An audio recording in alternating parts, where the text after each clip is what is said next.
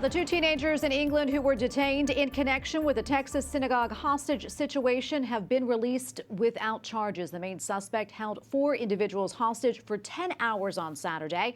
The standoff ended with the captor dead. However, the investigation in both the United States and England is ongoing. And joining me now is Rabbi Yaakov Menken, Managing Director of the Coalition for Jewish Values. Rabbi Menken, welcome back. Great to see you as always. First off, what was your reaction when you heard about the hostage situation at the synagogue in Texas?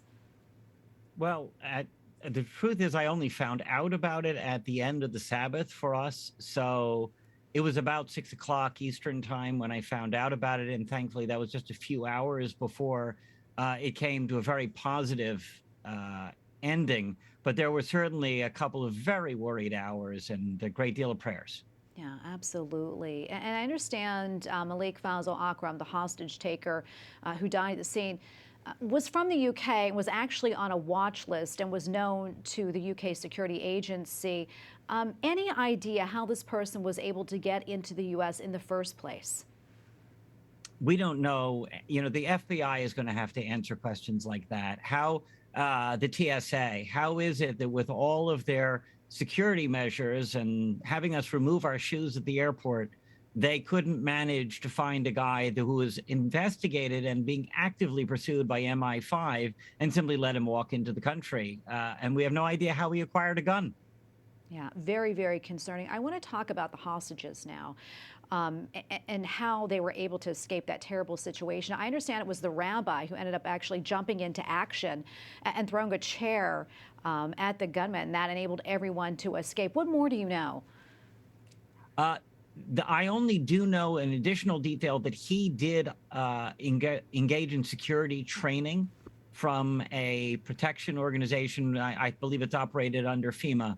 So that he was able to get training in how to react and how to distract the attention by throwing a chair. That was one of the maneuvers that they were taught to do to distract the attacker. And that's what enabled people to flee. Yeah, it was really amazing that that happened. He was able to get everyone out by doing that. Unfortunately, though, you know, what happened at the synagogue over the weekend, as you know, is not an isolated situation.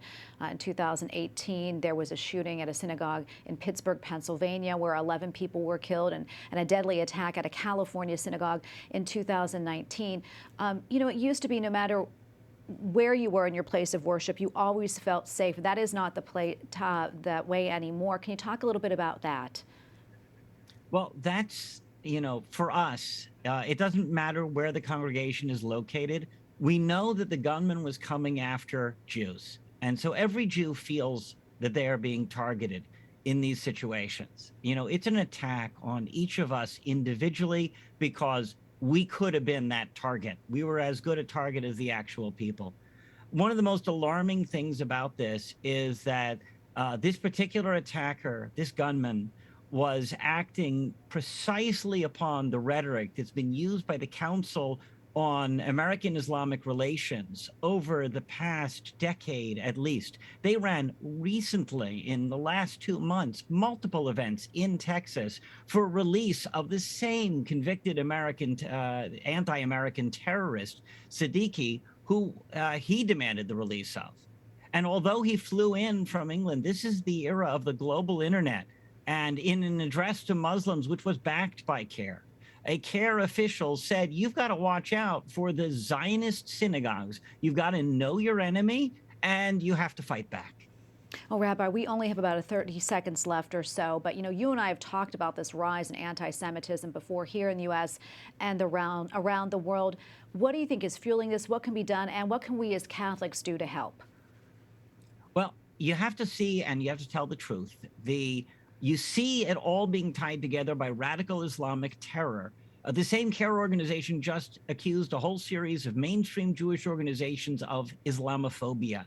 You have to reject that. You have to stand up for the truth. Anti-Semitism is the real problem here.